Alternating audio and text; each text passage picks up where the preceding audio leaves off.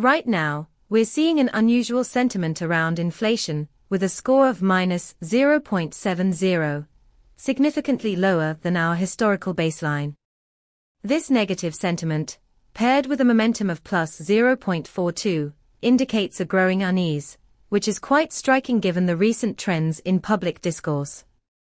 Our API returns real-time sentiment analysis on inflation, focusing on nuanced insights from 17 semantic clusters. This means you can pinpoint exactly what aspects of inflation are driving sentiment shifts, allowing you to tailor your strategies accordingly.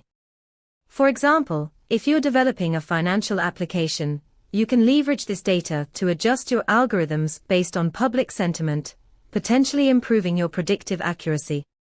Get started with our API at pulsebit.lojenterprise.com/docs.